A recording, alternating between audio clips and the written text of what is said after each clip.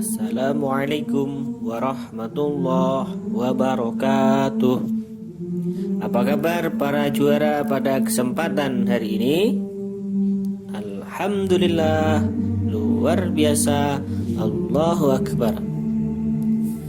Ya, pertama-tama marilah kita selalu manjatkan puji syukur kepada Allah karena hari ini kita bisa bertemu ya, walaupun lewat video di kegiatan BSI, yaitu Bina Syakhsiyah Islamiyah, yang tujuannya nanti supaya antum mempunyai sebuah syakhsiyah atau kepribadian Islam ya, karena kita sebagai seorang muslim wajib berkepribadian Islam. Nah, pada BSI hari ini kita akan membahas lanjutan dari BSI yang kemarin, yaitu tentang kisah seorang pemuda bernama Uwais Al-Qarni. Uwais Al-Qarni pergi ke Madinah. Setelah menempuh perjalanan jauh, akhirnya Uwais Al-Qarni sampai juga di kota Madinah. Segera ia mencari rumah Nabi Muhammad SAW. Setelah ia menemukan rumah Nabi, diketuknya pintu rumah itu sambil mengucapkan salam. Keluarlah seseorang seraya membalas salamnya. Segera Uwais menanyakan Nabi SAW yang ingin dijumpainya. Namun ternyata Nabi tidak berada di rumah. Beliau sedang berada di medan pertempuran. Uwais Al-Qarni hanya dapat bertemu dengan Siti Aisyah radhiyallahu anhu, istri Nabi SAW. Betapa kecewanya hati Uwais. Dari jauh ia datang untuk berjumpa langsung dengan Nabi SAW, tetapi Nabi SAW tidak dapat dijumpainya. Dalam hati Uwais bergejolak perasaan ingin menunggu kedatangan Nabi SAW. Tapi kapankah Nabi pulang?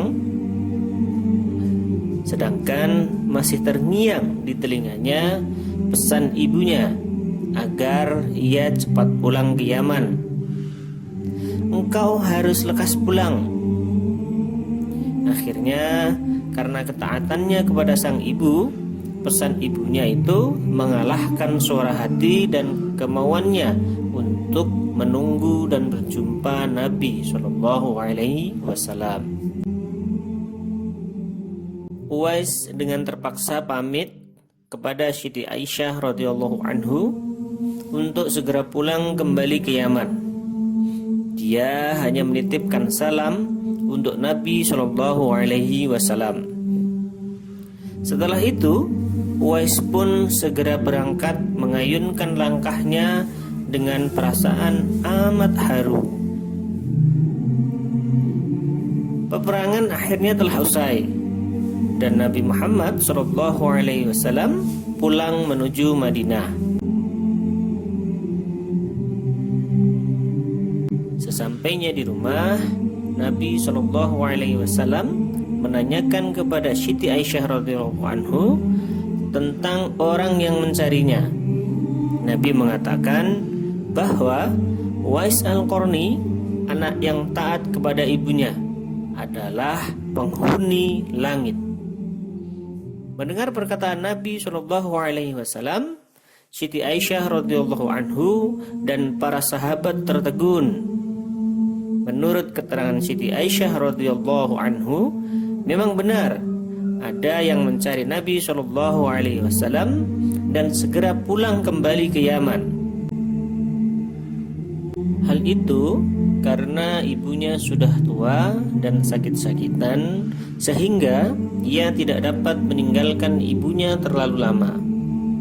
Nabi Muhammad SAW melanjutkan keterangannya tentang Uwais Al-Qarni, penghuni langit itu, kepada para sahabatnya. Kalau kalian ingin berjumpa dengan dia, perhatikanlah, ia mempunyai tanda putih di tengah telapak tangannya. Sesudah itu Nabi SAW memandang kepada Ali radhiyallahu anhu dan Umar radhiyallahu anhu seraya berkata, suatu ketika apabila kalian bertemu dengan dia, mintalah doa dan istighfarnya. Dia adalah penghuni langit, bukan orang bumi. Waktu terus berganti dan Nabi SAW kemudian wafat. Kekhalifahan Abu Bakar pun telah digantikan pula oleh Umar bin Khattab. Suatu ketika Khalifah Umar teringat sabda Nabi SAW tentang Uwais, penghuni langit. Beliau segera mengingatkan Ali radhiyallahu anhu tentang sabda Nabi SAW itu.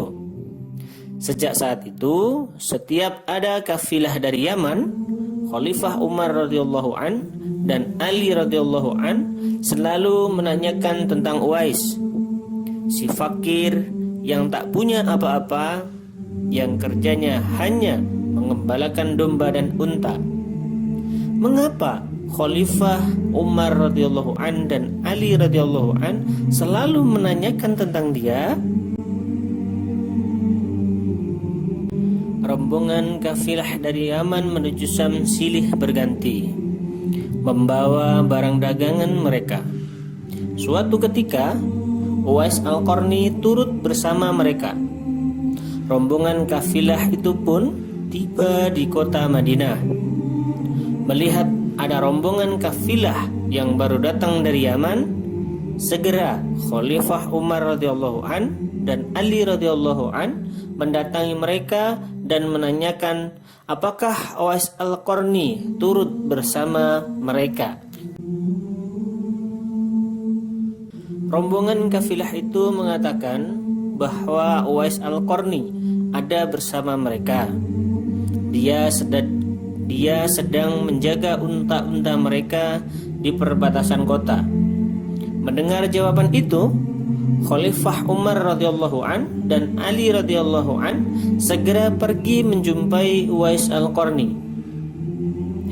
Sesampainya di kemah tempat Uwais berada, Khalifah Umar radhiyallahu an dan Ali radhiyallahu an memberi salam. Tapi rupanya Uwais sedang sholat.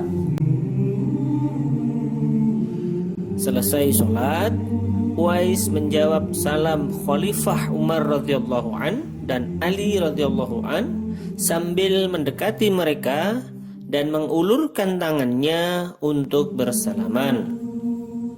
Sewaktu berjabatan, Khalifah Umar radhiyallahu an membalikkan tangan Uwais untuk membuktikan kebenaran tanda putih yang berada di telapak tangan Uwais, seperti yang pernah dikatakan oleh Nabi SAW.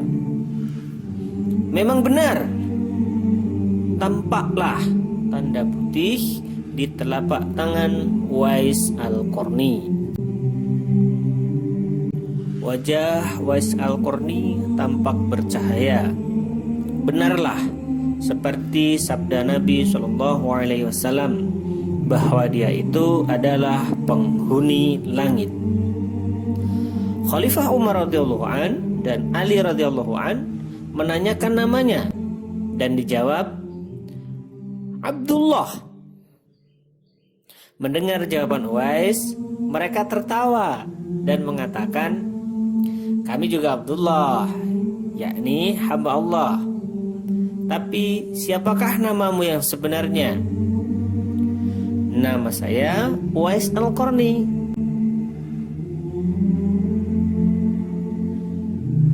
Dalam pembicaraan mereka, diketahuilah bahwa ibu Uwais Al-Qarni telah meninggal dunia. Itulah sebabnya ia baru dapat turut bersama rombongan kafilah dagang saat itu. Akhirnya Khalifah Umar dan Ali radhiyallahu an memohon agar Uwais membacakan doa dan istighfar untuk mereka. Uwais enggan dan ia berkata kepada Khalifah, sayalah yang harus minta doa pada kalian. Mendengar perkataan Uwais, Khalifah berkata, kami datang ke sini untuk memohon doa dan istighfar darimu, seperti yang dikatakan Rasulullah sebelum wafatnya. Karena desakan kedua sahabat ini, Uwais Al-Qarni akhirnya mengangkat tangannya, berdoa dan membacakan istighfar.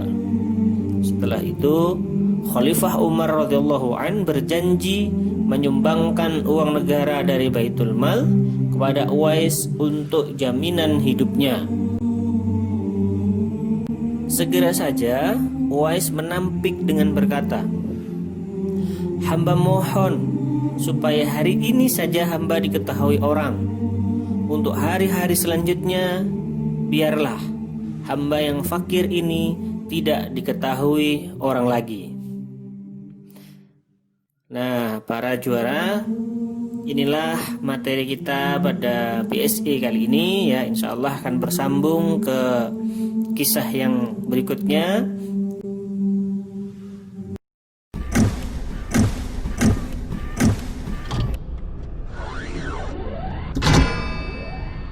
Alhamdulillah, BSI kita hari ini telah selesai. Nah, untuk itu Ustadz sangat berharap apa yang sudah kita pelajari tadi bisa kita ambil ibrohnya atau pelajarannya untuk kemudian kita resapi dan kita jadikan itu sebagai kepribadian kita sebagai seorang muslim. Ya.